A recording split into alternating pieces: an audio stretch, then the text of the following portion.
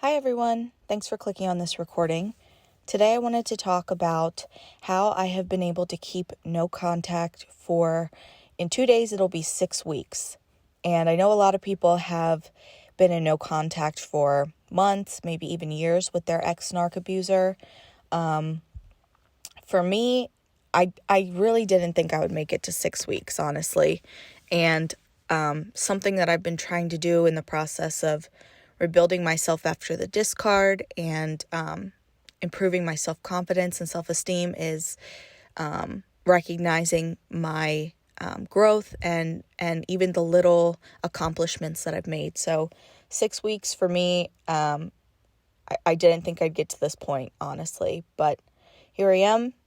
And I just want to talk about some ways that I've been able to stick to no contact, because I have wanted to reach out for a couple of different reasons, out of anger, out of sadness, out of regrets, anything like that. So one of the first ways that I've been able to keep and stick to no contact is by making lists in my phone. And not just with me, but from a lot of the research I've been doing and videos and testimonies I've been listening to, a lot of people after the brain fog lifts and after they have physical and mental and emotional distance with no contact from their ex-abuser, a lot of painful memories come back. And maybe they're memories that you justified in the relationship, instances of abuse where the narc had gaslit you or blamed you into thinking that it was your fault when really it was their fault and their doing.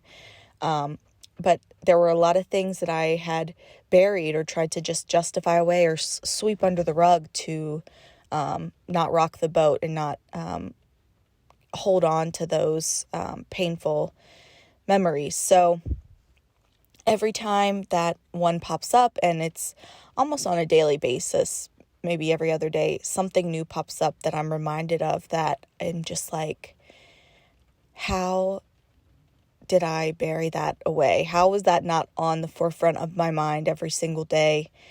And how did I not tell anybody about this? So every time I get a painful memory of abuse, of gaslighting, of blaming, of a time that he called me a name or made me feel bad or treated me in a way that I didn't deserve in the relationship, I add it to my list in my phone. And my list is we're at 55 right now. And it keeps growing every day. So having that list in my phone really helps me whenever I want to break no contact or think of possibly contacting for whatever reason. I just look back and I read through every single thing on that list, all 55.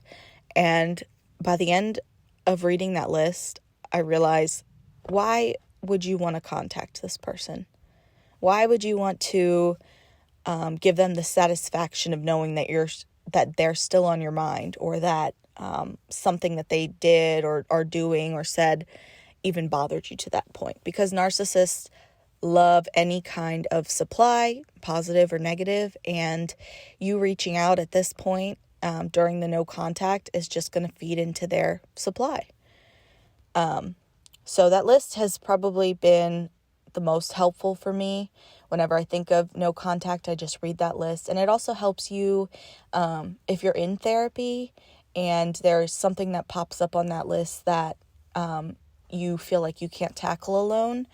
If you keep the list, and then when you go into your therapy appointments, you can talk to your therapist about maybe a particularly bad instance of abuse, or just something that you're struggling to get past.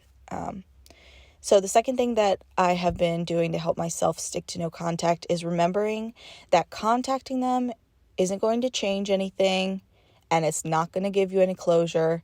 The only thing it's going to do, it's going to make you feel worse. So once I accepted that my narcissist is a pathological liar, and even if they tell me, if I contact them and they tell me everything that I want to hear, whether it's an apology, whether it's a justification, now that I know who I'm dealing with and what I'm dealing with, I would still know deep down that it's not true. no matter what they say.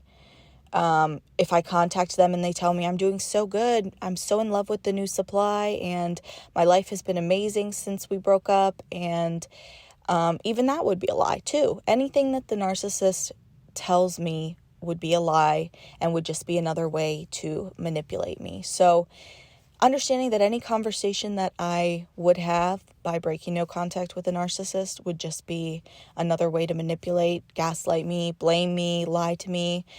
I don't want to put myself through that anymore. I put myself through that for 5 years, and now that I'm 6 weeks post-contact, I'm not going to lie and say I've been feeling better than ever, but mentally I've been feeling the effects of the brain fog lifting, and I have been able to see things more clearly. I've been able to see things for what they are, and I know that if I do contact my ex-narc, I'm going to be able to see through whatever they're saying, whatever manipulation, lies, and that's going to make me feel worse because I'm going to look at it and say, well, why did I contact them to begin with when all they're doing is just feeding me more lies? So I try to remind myself of that anytime I want to think of breaking no contact for whatever reason. Something, and if you move through the stages of grief, something that you will definitely get to, and maybe you have been probably since the discard. For me, took me about 4 weeks, maybe 3 weeks to get to this stage, but you're going to go through, especially if you've been in an abusive relationship, you're going to go through the stage of anger. You're going to go through grief, denial, all of that. But anger is a big one, I think, whenever you get these painful flashbacks of the abuse that you endured and you wonder, why did I endure that for so long? Or depending on probably you're angry about the way you were discarded. You're angry about the cheating, the infidelity, the lies. All of these things are going to make you, or they've made me angry. So for me, I haven't wanted to break no contact. For the first 3 weeks, it was because of sadness and missing the person. But after about 3 weeks, it became I wanted to break no contact because of anger. And it's been that way for the last 3 weeks. So for half of the time I've been in no contact, I've wanted to break it because of anger. So something that's been helping me there to not break no contact is if I feel that anger and I want to reach out and say, I can't believe you put me through all of this, and I can't believe you cheated on me, and I can't believe that I gave you so many chances to change. I can't believe you blamed me and gaslit me. Thinking back to the tip I offered before about no contact won't change anything, it's kind of the same thing here, that if you contact them with that anger, they're just going to get some supply off of it. And so my third tip for sticking to no contact is, if you feel like venting or you feel like letting that anger out, only do it in therapy. You can journal it out, you can talk to God, or a trusted friend. So that's really been helping me whenever I feel like I really want to give my ex-narc a piece of my mind and just tell them all about themselves. I will text a friend, or I'll text my sister and I'll say, hey, can I get something off my chest? And then I'll just tell them whatever it is that's made me angry. If I am in a situation where I can't, if I'm at work and I don't have time to text a friend, I'll just offer it up to God, and I'll say, God, this memory that just came to me in the middle of my shift is making me so angry thinking about my ex-abuser. I just need to release it to you, and just the act of you releasing that anger to somebody is so helpful. My last therapy session was, I would say 85% just me venting about the anger and getting that out, and venting about things that I accepted in the relationship. And you don't want to let the anger consume you. I'm not saying that, but if there is something that comes up, then definitely try and get it out. So for me, I feel anger, but I try not to let it dominate any conversation I have with somebody, because that's just honestly just trauma dumping. You don't want your entire messages with your friends or your sister to be all about, or your support system to be all about this anger that you have. So I would say it's okay when you really need to do it, but journaling helps a lot too.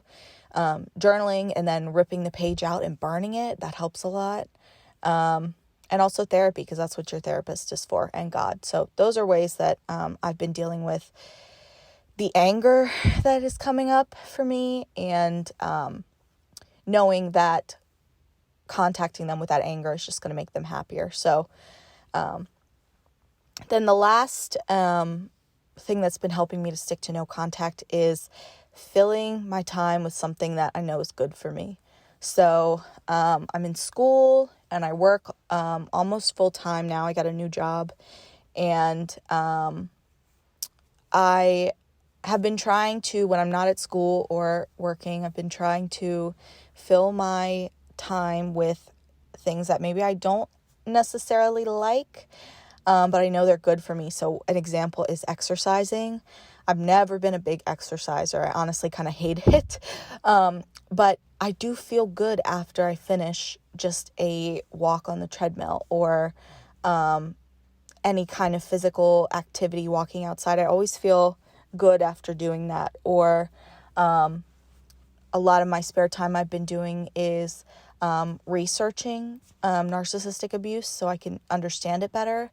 And you don't want to make it an obsession, I don't think, but it's helpful to understand what you've been through and grow through it, and get a bird's eye perspective on everything so that you can heal, and then you know that you won't accept the same treatment in your next relationship. So working out, researching the abuse and how to heal from it. I've been listening to different sermons online. If you're religious, if you're spiritual, there's a lot of different resources on YouTube or on the internet that you can find that, depending on whatever stage you're going through, and the stages of loss, they're not secular. I don't know if I said that right. They don't go in order. So for me, sometimes I feel anger, but then sometimes I feel acceptance, but then sometimes I feel sad, but then sometimes I feel like I want to get them back somehow. And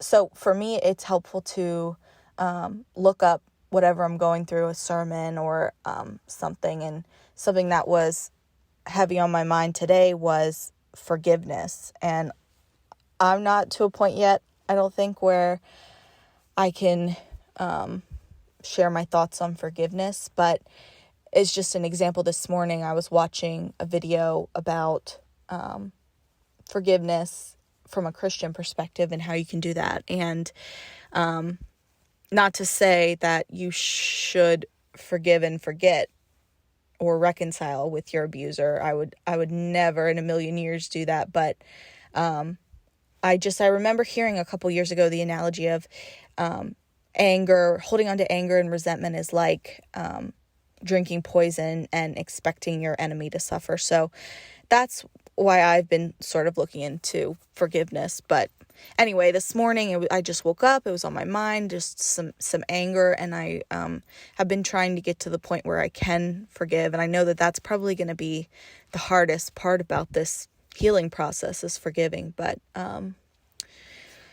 I looked up a sermon this morning on that, and it was actually really helpful for me to get some ideas on from a Christian or spiritual perspective, how you can forgive somebody who really hurt you or abused you, not for them, of course not for them, but for yourself, so that you're not constantly living in that hurt cycle. So